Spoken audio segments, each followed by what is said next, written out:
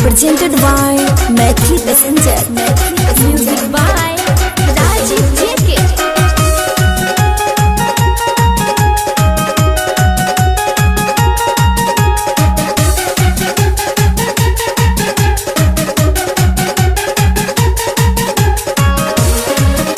Singing by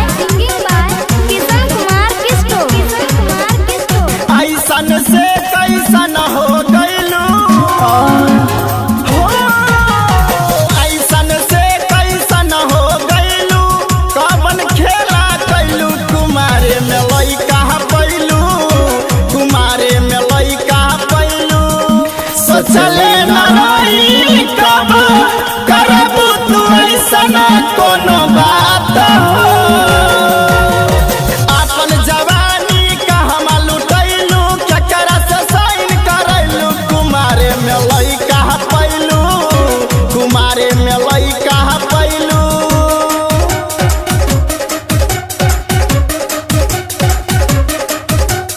Mixed by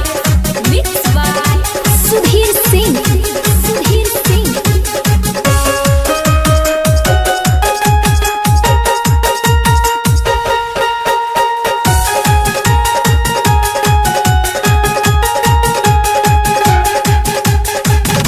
ढेरा दिन से चलत होई तोहरा के लाइन एही से बनल बारू लइका के माई ढेरा दिन से चलत होई तोहरा के लाइन हमके बतावा कैसे बनलू हमाई कहवा तू गइलू कहवा से आइलू कवन दाना खैलू कुमारे में लइका पैलू कुमारे में लइका पैलू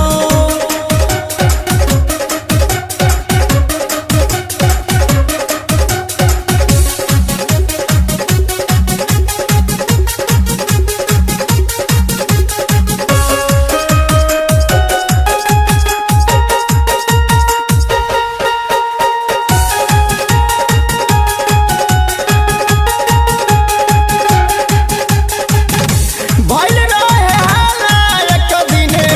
12 बजे रात के गाँव घर में चलत रहे चर्चा इहे बात के हो भइल रहे हाला एक दिन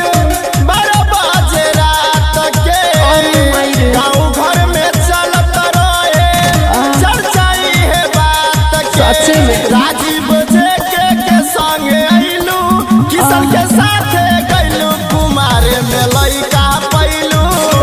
कुमारे में लइका पैलू Star Digital Recording Studio, Dalsing Sarai.